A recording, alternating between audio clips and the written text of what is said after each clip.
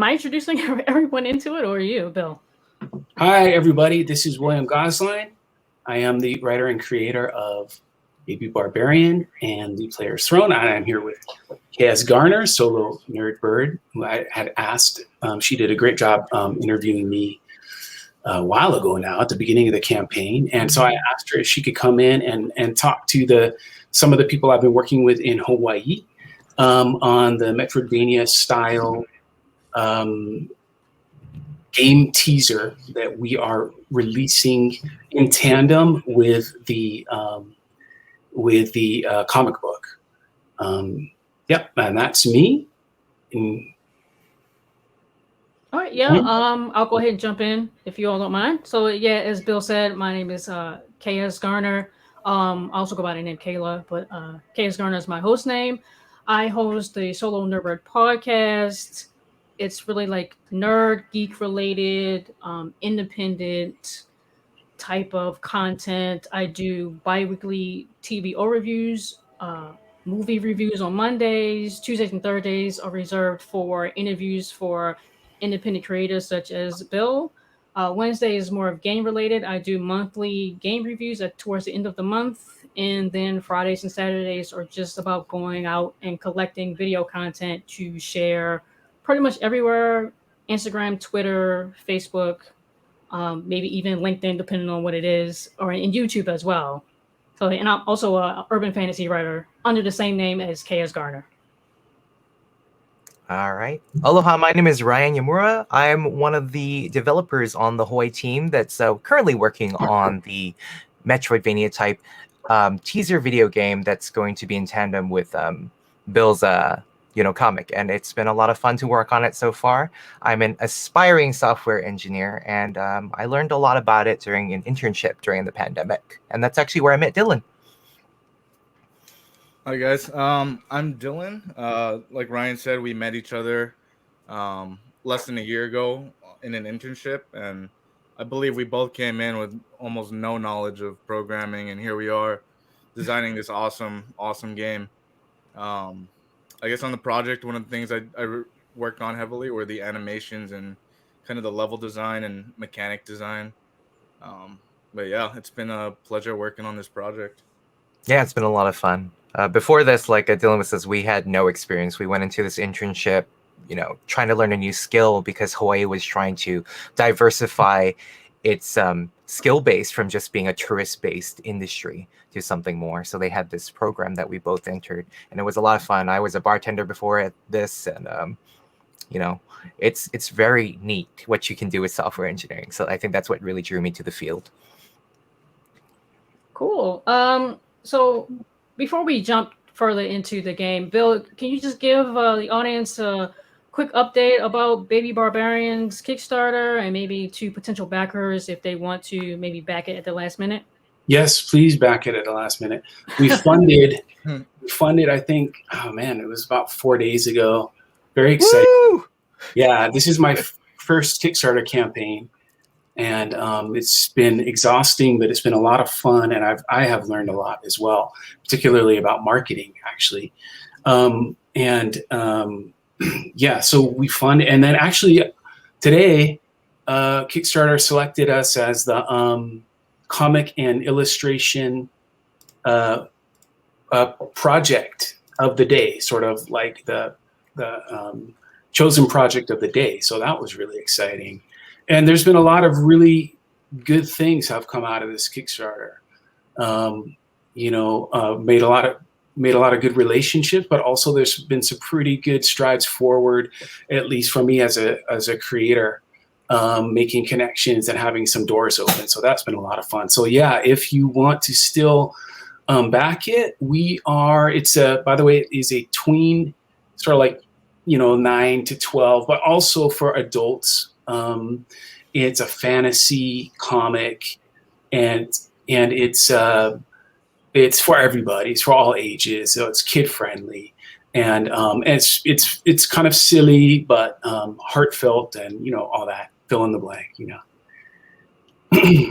So when should the backers expect the graphic novel in the game? Is it something that's going to be released separately, or which one's going to come before the other, I should say. Well, Ryan, what do you think? I believe that the game, it's really an incentive for the backers because we put a lot of love into it, and we came up with these great ideas with Bill about how we could say thank you to all these people who are backing this project. And I think that we integrated a few of these pages from the book that can't be seen anywhere else. And it's a really fun concept that the whole team and Bill came up with on how to present this to the backers and say thank you. And so they're going to be pretty much living through these pages that haven't ever been seen before. They're fully colored, fully lettered. They're beautiful, honestly. And I believe that it's going to be done before the official release. When was the official release about going to be? For the comic book, Yes. I put like December, but that's just because it's not going to be December. But I just wanted to make sure that I had wiggle room because supply chain right now is kind of problematic. In other words, printing and stuff like that can be an issue. But most of the pages are done. But yeah, the game will be this teaser will be done before the actual print copy of the comic is done. So like Ryan's saying, there's actually 4 of the pages that have been all colored, and like he's saying, everything has been done, and they're going to be embedded inside of the game. So the backers who have access to this are going to be able to look as it's sort of a part of the game. So they're going to see those pages, like Ryan's saying, before anybody else does and before the actual copy is released. Excuse me, the print copy of the comic is released. Yeah. Yeah, I thought that was really interesting when you sent me the details, Bill, because I'm playing a game right now.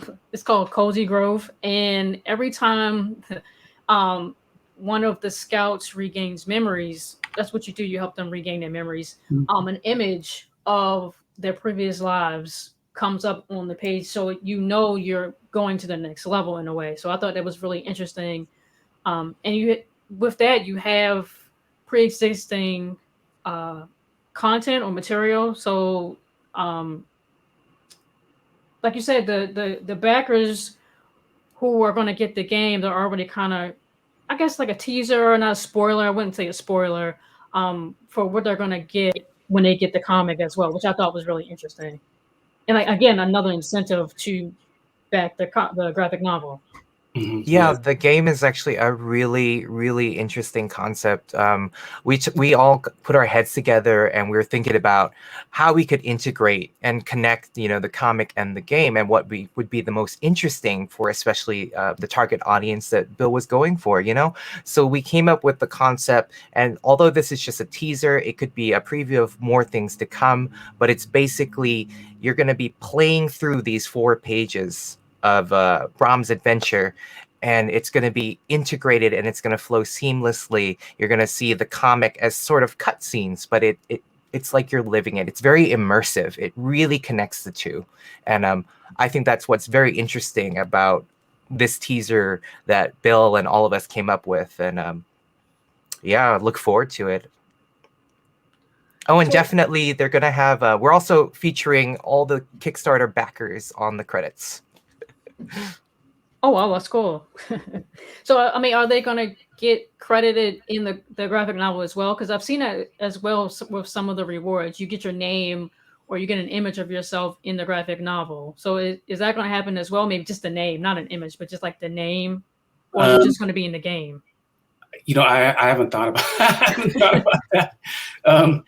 I know you're right. Yeah, a lot of people do that with the comic, but I think one of the things is I'm talking to the letterer right now about making the end pages. So as of now, no. Okay. Yeah, it would just be in the game as of now. It'll be displayed gloriously in the game. Yes. Not just in the game. What was I saying? Exactly. You're a part of the game. You're part of this experience. We're gonna bold the letters. Okay. So I have a question about the Metroidvania style. So why that style for the game? Why not like a visual novel or an RPG? Like, what attracted you all to that style, particularly for this adaptation of the graphic novel? Well, Ryan, you might want to originally, answer that. actually, Bill came to us with a design concept, and I think that he found that style of game to be not only nostalgic but really fun, and it's simplistic enough where, children can pick up on it and it's still fun for adults as well. So Yeah. one won't feel left out. If you're playing the game with your kid can definitely participate and play through the game, but once in a while they may need help from their parents or somebody to solve some puzzles or some riddles, and having that interaction and that that connection, especially with your child or your parent, if you're from the child's point of view, it just becomes a more immersive experience and it's fun for everybody. So I believe that that's why we were attracted to that style. It's like a little bit of platforming, a little bit of puzzling, lots of options out there. Yeah, I'm gonna throw in a go ahead, little something. So I was brought in a little later, so I guess I wasn't there for the original decision making on this style. So I was kind of just thrown in, and I don't know. I absolutely loved it from the start, so I was really excited to come in and work on it. And like I said, after seeing the artwork, I was hoping they would ask. So yeah. We're glad to bring you in, Dylan. You're a great addition to the team, honestly. Well, and the artwork was done by. Sorry, Dylan. No, I was just saying I was stoked to be asked to come on. So. Well, and the artwork was done by a young lady. I was hoping would be able to make it today, but and so I had these sprites done, and they were 2-dimensional sprites before I approached these guys in Hawaii. And so what I didn't know was that actually Metroidvania, number one, was a genre, and number two is making a huge comeback. I thought it would be, there's some retro elements in the comics. Some of the stuff, I'm an older guy, as I mentioned before many times, but there's some Easter eggs and stuff like that from references to back when I was a kid, sometimes for the adults to look at. And so I was like, oh, it'd be kind of fun to have it be like one of those 2-dimensional games. And then lo and behold, that genre is actually making a huge comeback with games like Hollow Knight, and I even saw another one on Kickstarter right now. So they're huge, and that was really pure serendipity. So how was? I know we mentioned the 4 pages that are going to be in the game as like maybe transitioning from maybe scene to scene.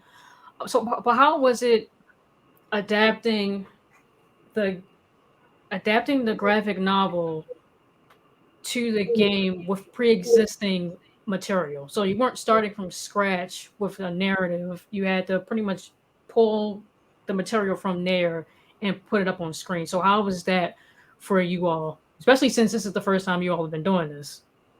Yeah, actually, it was a lot of fun. Having that material there actually gave us a guideline to go with, and we had to, as a team, we had to figure out how to create an innovative solution, because it's one thing to read it, but you don't want your player to just feel like they're reading the novel when they can read it. You have adapting it to like live it, to be immersed in this world and like play alongside Brahm as he goes through this adventure, this little snippet of his of the novel, and adapting it to make it fun and also engaging and having these seamless transitions. It's not just going to feel like one cutscene, and you're hunting for the next one. It feels more like you're living these cutscenes, and a lot of that planning and implementation actually Dylan helped a lot with. So I'm going to throw it over to him. Yeah, so I guess when I was kind of designing the level and the gameplay, at first I actually didn't have the pages, so I kind of had like a base idea of the direction Bill wanted to take it. And so I kind of went off that, and once we got the pages, I kind of had a better idea of how to make these transitions seem more I guess flawless, and so we kind of played around that and tried to make like little challenges in between, and use the pages as kind of like a loose guideline for the player, so it doesn't feel like you're on like a track, if that makes sense. Like I kind of pulled from games in the past. I grew up playing video games as a kid, with my dad and whatnot, and I still play video games. So I was kind of drawn on some of the things I enjoyed as a kid, which was kind of puzzle solving and just exploring. You know, kids love to explore. And so we tried to implement that and use the comic as sort of a loose guideline. Like, and so it's kind of how we managed to bring the two together and make them work together, hopefully pretty well. Yeah, I haven't actually seen the updated version, so I'm pretty excited. Yeah, there's been a lot done. So There's been a right? lot of changes. Yeah, we got those pages, and they were beautiful. Honestly, Yeah. like the coloring, like was so nice. The shading, the lettering, and you know, it really added to that. So we wanted to do it justice, and we adjusted the flow a little bit. So originally we had a design concept where it was more like where you're going to see the comic page, and it's kind of like a cutscene that draws you into the game, and we just had it one that exits. And now we're kind of moving more towards how we're talking about like more seamless transitions, where it's like you're living these comic pages. You're not just viewing them and playing between them. You're playing in the comic page, sort of like. It's almost like when you read a book and you envision what it looks like, but then not only do you get to see it with the graphic novel, but you guys get to be in it, which is really Yes, nice. exactly. You're part of the world. You're immersed in this world with Brahm and his family and the crazy hijinks that goes along with it. Wow, I'm excited to see what you guys have done, because that's different from the last time I saw what was going on. Yeah, when we got the pages, we were like, you know what? It just doesn't feel right. It doesn't feel like it's doing it justice. To just put it there, have them read it, and you know, just move towards the in between. It's like we want these pages and the gameplay to be as seamless as possible, and I believe that was a good direction.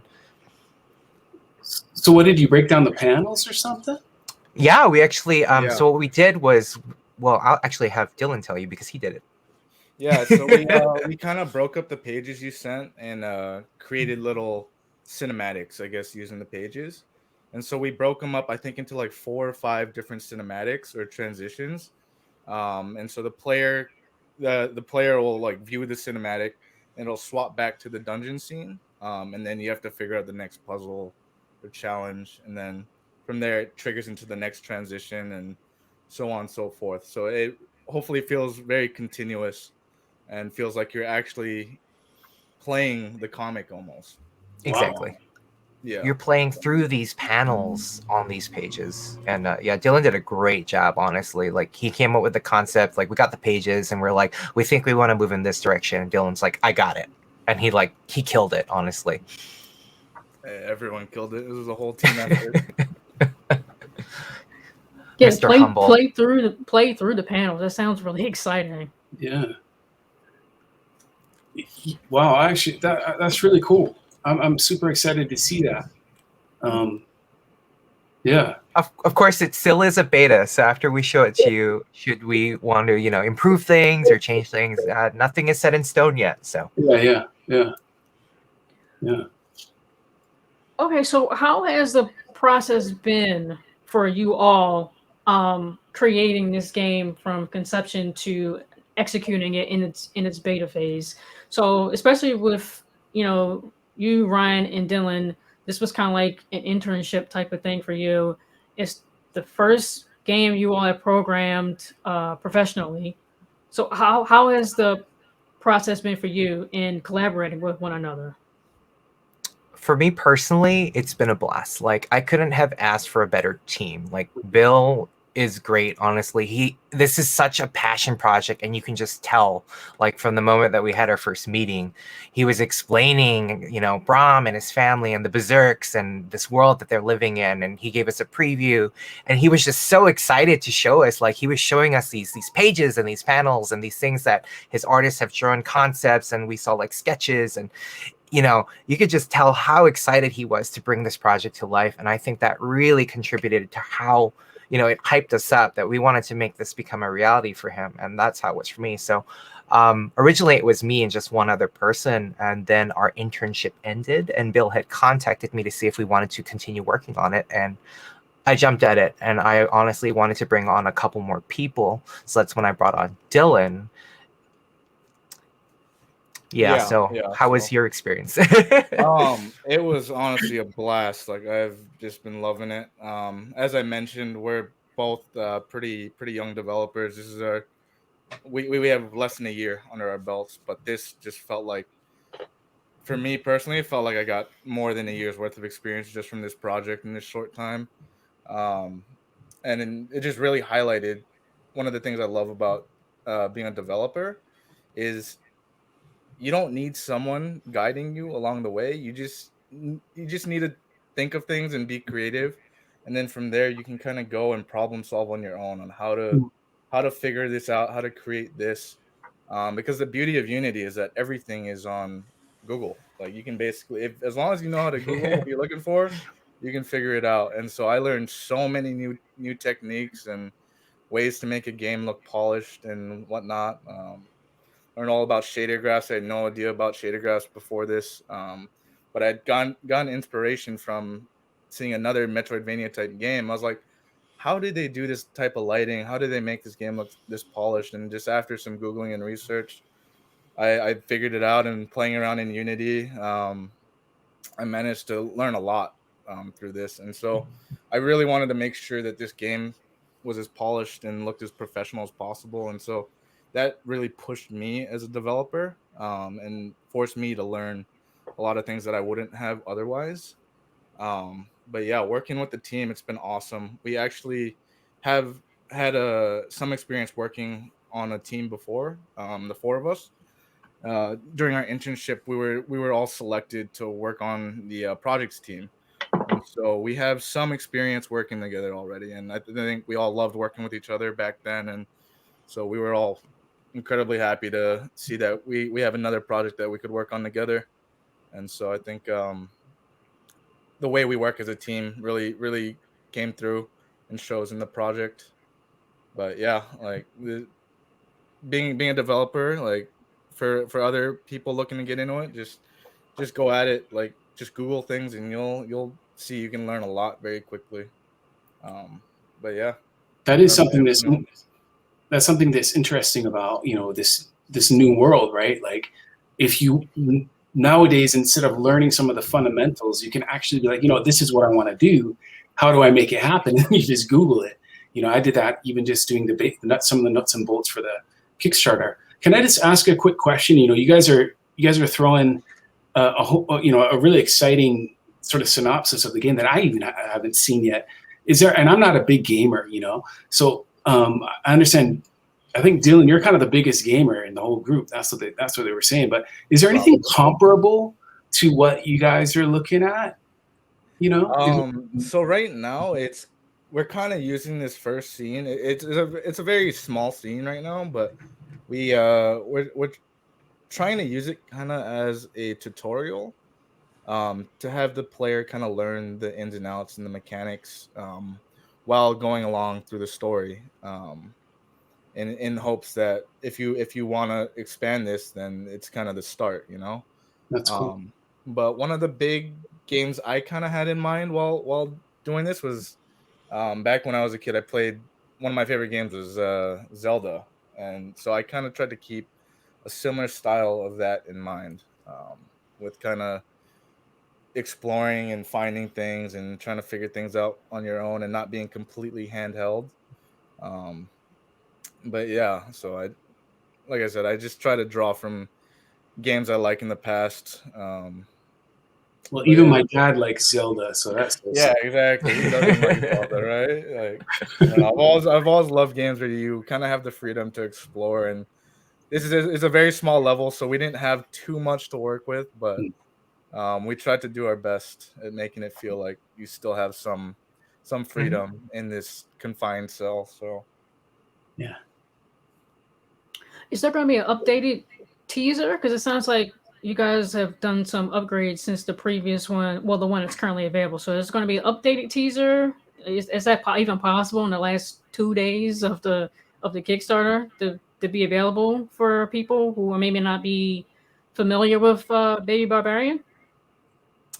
I believe it's a possibility, like at least a teaser video of what we have. Although we don't want to give it away, we want to make sure that the people who definitely back this project are rewarded with this. But if you're interested in this type of either the video game or the visual novel, go for it. It's honestly it's worth it. And this project has been such a fun thing to work on, and its creator, it's definitely a passion project. You can tell. Yeah. I think another question that I have, I think you definitely, Dylan, you definitely touched on it, and Bill, you have as well. You have any advice to other people who are just getting into game design or programming that may not had any type of previous exposure? Like, yeah, you said with Google, but is there anything else any other advice you can extend to people who may be watching or listening? One, just get your feet wet. Like, so for me, coming from zero background in coding or anything, it was extremely overwhelming. I just remember that first week, I was like, why the hell did they pick me like for this internship?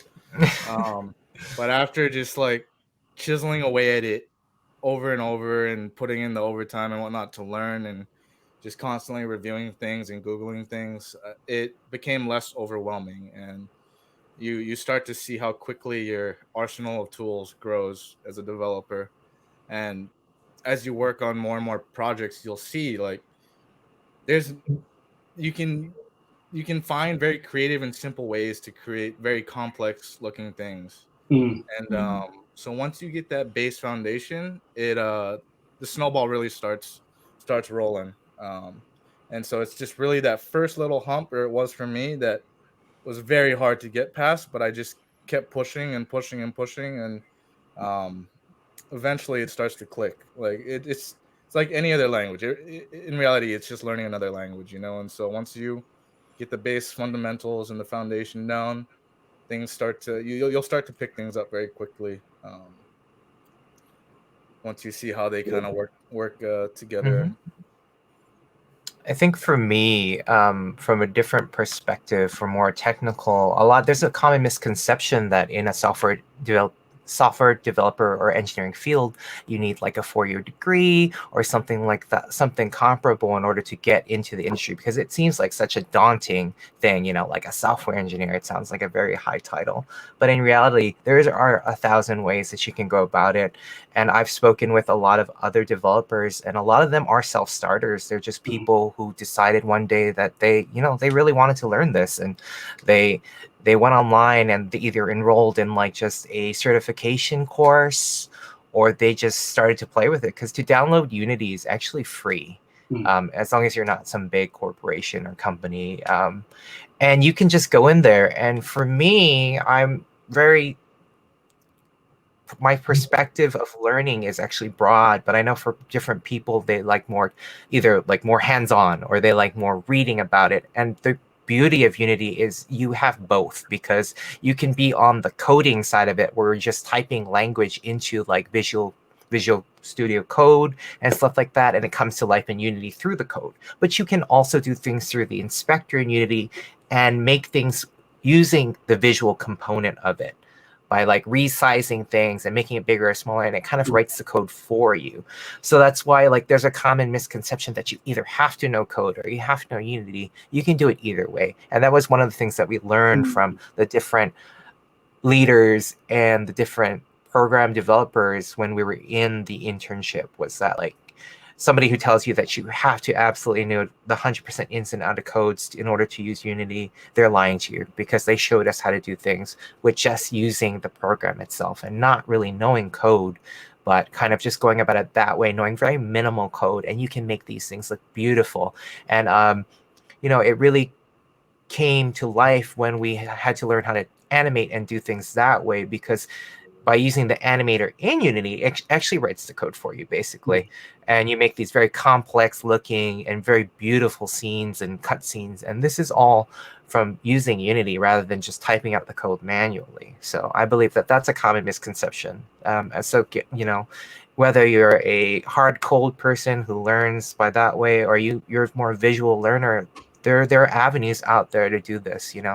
All you have to do is keep at it and immerse yourself in the program, in the language, or whatever suits you and whatever helps you learn better, and you can do it 100%. When I looked at the I had to download it to get you guys some of the sprites and stuff like that. And when I looked at the interface, it reminded me of like a very like Photoshop or something. You know what I mean? So there's a lot of pulling and plugging and stuff that you can do. Right. So that was something that was new for me as well. I had assumed that video games, I didn't even know about Unity a while ago. And so it's interesting that you have kind of like open, and it's open source essentially, isn't it? Yep. There's a lot of open source things out there. And what I really enjoy about Unity especially is it has a huge community, and there are all these developers that are willing to share their code. And something that Dylan touched on was that you can do something very simple to make a very complex thing, and it's more than that, because you can do the same thing a million different ways. It's really just up to you. There is no wrong way to do something. It's just how you want it to work and how it works for you and your situation. And there's just literally thousands of ways to code the same thing or to make it happen, whether you do it through the inspector in Unity, you do it through straight coding, or you find a little bit of both. Yeah, I was gonna add on to what Ryan was saying earlier. Like you said, there's literally an endless amount of ways you can create something, and that's one of the big things I learned at the internship is you don't have to be a strong coder. Personally, I don't feel like I'm a very strong coder. Like if I have to code something, generally I'm on Google, like trying to figure out how exactly to code it. But cutting it out, and he's just being humble. He's a great coder. He's just being humble. I'm always Googling, like, okay, like how do I get this code to work and whatnot. But yeah, so that was one thing I learned early on, or not early on, but partway through my internship, is you really don't have to be this like god tier coder to make video games. At first, the first couple projects I did, I created them fully through script, and honestly it was a nightmare. And once I learned about animations and animating, you realize like how little coding you actually need to know to create a video game. The doors opened and the light shined in for him. Yeah, exactly. So in the last couple of projects we worked on, I worked heavily on a lot of the animation and stuff. So I really got to get my hands dirty and my feet wet with the animations. And so ever since then, I've moved a lot away from code, because to create some of the animations and the effects is actually very hard to do through script. And through the animator, once you get comfortable with the animator, you'll see how much easier and how powerful of a tool it really is. And then from there, you don't really need to know any like crazy coding, and you just kind of need to know how to hook things up through code and trigger things and reference other scripts and whatnot. And from there, you can do a lot. And so, yeah, so don't be afraid to get in if you don't feel like you're a strong coder, because you really don't need to be that great of a coder to get into this and create some awesome looking things. Exactly. And Dylan and I were the only two in the internship who came with zero coding experience. So and we both got selected. We both got selected for the projects team. I think out of it was like 61 people, there were only 5 people that got selected. Oh wow. Yeah. 5 people got selected, and we had to complete a complete game. I think it was like 2.5 weeks or something.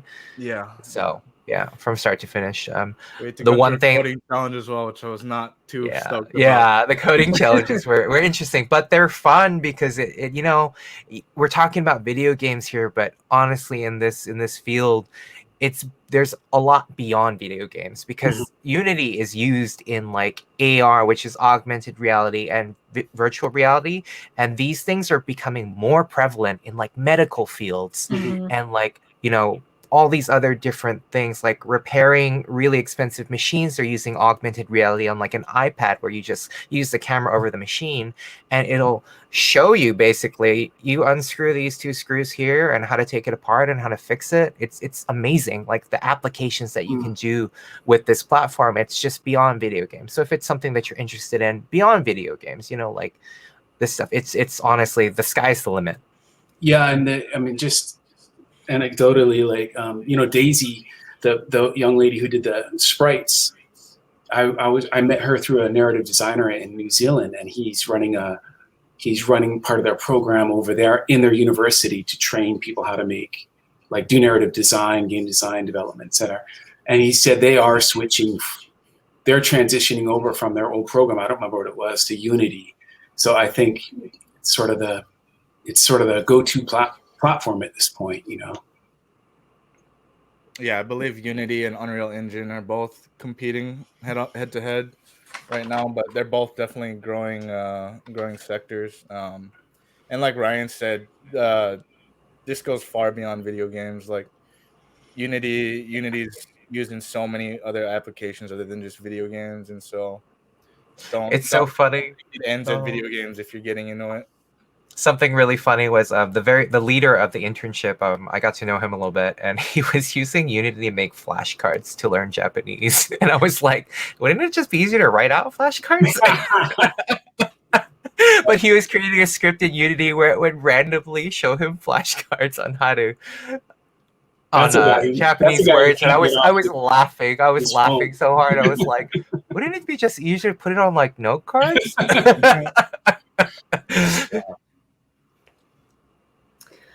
Well, yeah, that was pretty much my last question. I mean, is there anything else you all want to share about Baby Barbarian, the game, the graphic novel? Can I ask them one more question? Yeah, I'm just sure. kind of curious. And we've talked, whenever we end up talking, we usually talk about the project itself, but I'm just wondering, either of you or the other two, Mara and Kurt, if I'm just wondering, have you decided that this is something that you really want to go in hook, line, and sinker with? You know what I mean? Game design? Or do you have plans to do that? Or I'm just curious. This game in particular, or just in general? In general. Yeah. So ideally, I'd like to continue down this path. It's something I've really enjoyed. Like, video games have always been such a big part of my life, and so this is kind of right down my avenue, I feel like. But I just feel like I'm such a young developer still trying to learn and get a grasp of things. So I was, I guess, really using this to kind of help beef up my portfolio, and hopefully help me get on the path of continuing as a developer. So yeah, I guess for me, I'd like to stick down this path. And I feel like this has been an awesome opportunity to help me kind of continue that. Yeah, I believe that software engineering and game development and everything that goes along in this field, because honestly, the sky's the limit. There's so many different things that you can do, even if it's not just in video games. Like I said, with the medical field, you're creating innovative things. I was reading about how this shop, so this is very interesting, but how this shop was developing an app in Japan where you could just use your camera to use your camera over pastries, and they would be able to identify the pastries and basically ring you up based on that, so you wouldn't have to do it physically. And a medical company, like, this is just to like pay for donuts now, like, essentially. And a medical company picked up that app, and they learned that it can identify certain cancer cells. Oh, wow. Yeah, that was super interesting to me. So they ended up picking that up, and they're using like this program that somebody used to identify different types of donuts, whether it's a bear claw or a long john, you know what I mean? And it can help identify cancer cells. That's wild. So that's just, you know what I mean? The scope is out there, and that would be my dream job. My situation at the moment is leaving me a little bit with less time to do it, but I definitely want to continue down it and try to develop things on my own and possibly get into the field somewhere in the near future. Yeah, well, Daisy, again, the New Zealand young lady, she actually got an internship, I think, and I wrote her a letter of reference and stuff like that. So she's continuing down it as far as I know. So yeah, awesome. Yeah, I just want to say it's been a real pleasure to work with Bill on this project. It's been, like I said, you can really tell it's a passion project. So if you guys have any interest in a type of, visual novel that's fun for like all ages, honestly, there's no minimum or maximum age. parent, child, tween, just as long as you enjoy the content, please go ahead and back the Kickstarter. You still have a couple days, get in there, and then you'll be able to see the video game that we do. You'll have the comic, and your name will be on the credits. Yeah, awesome. Anything else? Kelly, did you have a last question? Sorry. No, that was pretty much it. Was any advice they can give, and they gave a whole lot of advice, things that I didn't even know about. Which I thought Sorry, was really I talk too much. No, it's perfectly fine. The more you talk, the better. Awesome. Okay. So then I'll end this. You guys want to hang out for a quick minute and talk story after I end the broadcast? Sure. Sure. All right. Well, everyone out there, I hope you enjoyed this and found it enlightening. And we literally have about 42 hours left in Baby Barbarian, and like I said, it's doing pretty well. And I think you should back it. That's my official opinion. Thank you very much. I second it. I I second that. So thanks everyone. Over and out.